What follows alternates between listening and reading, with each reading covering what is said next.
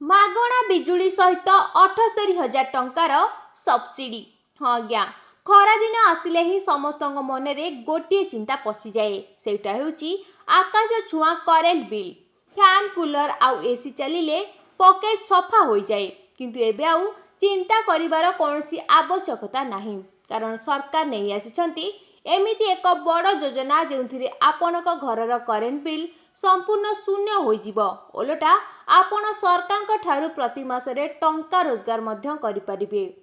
हाँ दर्शक बंधु, आमे कहूचु प्रधानमंत्री सूर्य घर मागणा बिजुली योजना विषय। ए योजना रे सरकार सोलार पैनल लगाइबा पाई 78,000 टंका पर्यंत सीधा सड़क सब्सिडी देउछंती।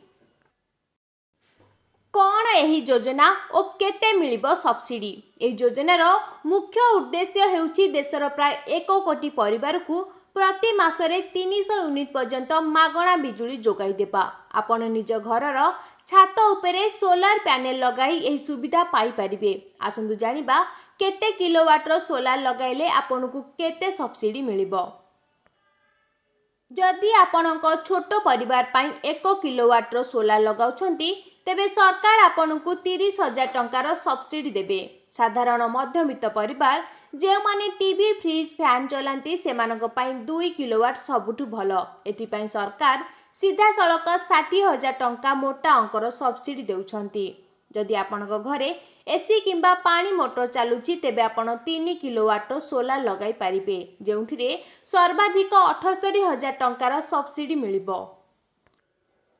बिजुली बिल शून्य सहित रोजगार करिबे केमिति? एबे आपण भाबुथिबे बिजुली बिल तो बंचीगला, किंतु रोजगार केमिति हेबो? दर्शक बंधु, एही सोलार सिस्टम रे एक नेट मीटरिंग व्यवस्था थाए। दिन सारा सूर्य किरणरू जो अधिक बिजुली प्रस्तुत हेबो एवं जहाकु आपण व्यवहार करि परिबे नाही, सेही बळका बिजुली सीधा सड़क सरकारी ग्रिड को चली जिवो। मास शेष रे बिजुली वितरण कंपनी जेपरिक टीपीसीओडीएल टीपीएनओडीएल आपणक ठारू किनिथिबा बिजुली बदल रे सीधा सड़क आपणक बैंक अकाउंट को पैसा पठाइबे, अर्थात आपण बिजुली ग्राहकरू बिजुली विक्रेता पालटि जिबे।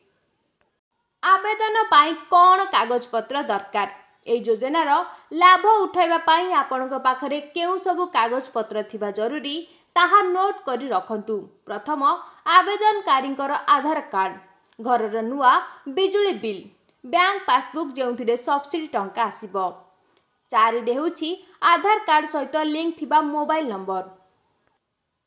तेबे आउ समय नष्ट करंतु नाही। जदि आपण भी आपणक घरर छात उपरे सोलार लगाइबाकू चाहुचंती तेबे आज ही सरकारकर ऑफिशियल वेबसाइट pmsuryaghar.government.in को जाई ऑनलाइन आवेदन करंतु, किंबा आपणक आखपाखरे थिबा सीएससी बा जनसेवा केंद्र को जाई जोगाजोग करंतु।